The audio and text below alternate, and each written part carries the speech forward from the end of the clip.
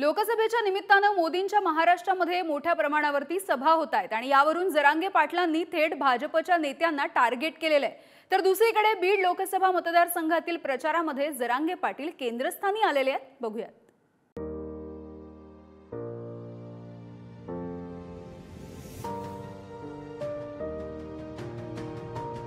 लोकसभा निवडणुकीसाठी महाराष्ट्रात भाजपनं 45+ नारा दिलाय।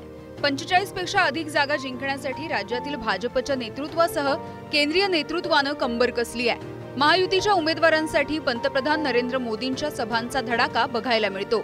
दिवसभरात 2 ते 3 सभा होत आहेत। पंतप्रधानांचा महाराष्ट्रामध्ये मुक्काम होतोय। मात्र यावरून मनोज जरांगे पाटलांनी राज्यामधल्या भाजपच्या नेत्यांवरती निशाणा साधला। राज्यातील काही मराठा विरोधी भाजप नेत्यांमुळे मोदींवरती इतक्या सभा घेण्याची वेळ आल्याची टीका जरांगे पाटील यांनी केली आहे।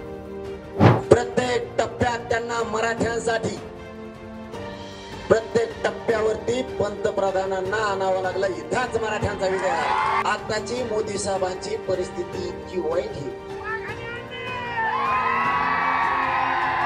मोदी साहेब मुक्कामालाच महाराष्ट्रात याला म्हणतात मराठ्यांचा डर। मैं फिर से जरांगे पाटिल को सलाम करता हूँ कि एक आदमी ने, एक दुबले पतले आदमी ने मोदी की नींद हराम कर दी। शिंदे तो परेशान है, शरद पवार की जबान से अल्फाज नहीं निकल रहे। कांग्रेस वालों को समझ में नहीं आ रहा, एक शेरवानी थी तो एक जरांगे पाटिल भी आ गया। बीड लोकसभा मतदारसंघामध्ये पंकजा मुंडे विरुद्ध बजरंग सोनावणे अशी लढत होतीये। मराठा आरक्षणाच्या मागणीचा बीड हा केंद्रबिंदू असल्यामुळे यंदा इथल्या निवडणुकीला जातीय रंग लागल्याचं दिसतंय। भाजपच्या नेत्या पंकजा मुंडेंसाठी प्रतिष्ठेची निवडणूक असलेल्या या मतदारसंघामध्ये ओबीसी विरुद्ध मराठा असा संघर्ष बघायला मिळतो।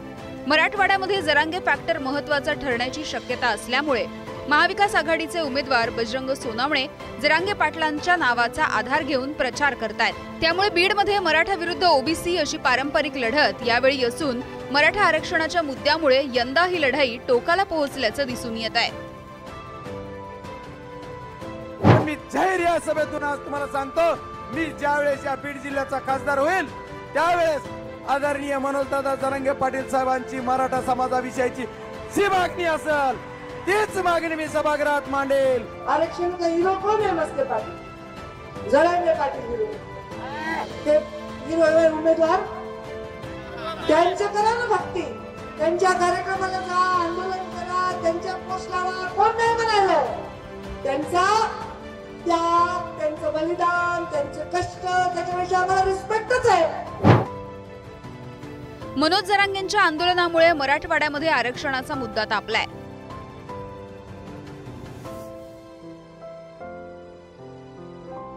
त्याच पार्श्वभूमीवरती वंचित बहुजन आघाडीनं मराठा असलेल्या अशोक हिंगेंना मैदानात उतरवलं।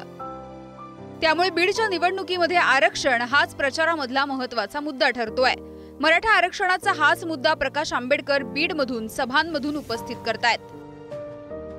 तर मी इथल्या असणाऱ्या मराठा समाजाला आवाहन करतोय की त्यांनी बजरंग सोनवणे एनसीपीचे शरद पवारांचे उमेदवार आहेत, त्यांना मतदान करू नये हे आवाहन मी त्यांना असणारं या ठिकाणी करतोय। अण्णाराव पाटील यांनी उभं केलेलं आंदोलन, शशिकांत पवार नंतर वेगवेगळ्या छावा संघटना आणि या सगळ्यांना नेस्तनाबूत करायचं काम कोणी केलं असेल महाराष्ट्रातला एकमेव माणूस आहे।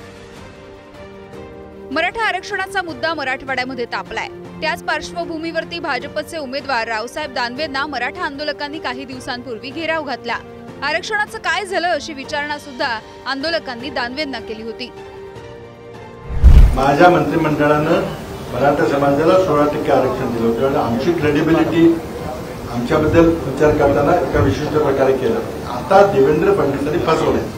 2018 मध्ये जो कायदा केला, तो कायदा करायचा त्यांना अधिकार नव्हता, कारण त्याच्या आधी नरेंद्र मोदींनी राज्याचे अधिकार काढून घेतले होते। तरी त्यांनी तो कायदा केला, फसवलं सगळ्यांना आणि शेवटी सुप्रीम कोर्टाने तो रद्द केला। आता देखील मिळेल का नाही याबद्दल अनिश्चिती आहे। कारण मला वाटतं की मराठा समाजाने निर्णय घेतला की ज्या लोकांनी मराठा समाज फसवलेलं आहे त्याला ते निवडणुकीत विरोध करणार। 13 मे रोजी मराठवाडा उत्तर महाराष्ट्रामधल्या 11 मतदारसंघासाठी मतदान होणार आहे। त्यातील बीड, नाशिक, दिंडोरी, जालना, संभाजीनगर, अहमदनगर, धुळे या मतदारसंघामध्ये मराठा आरक्षणाचा मुद्दा चर्चेत राहिलाय आणि याच पार्श्वभूमीवरती जरांगे फॅक्टरची चौथ्या टप्प्याआधी जोरदार चर्चा सुरू झाली आहे। त्यामुळे जरांगे फॅक्टर कुणाच्या पत्त्यावर पडणार आणि कुणाला फटका बसणार हे 4 जूनच्या नंतर स्पष्ट होईल। उदय नागरगोजे, पुढारी न्यूज, बीड।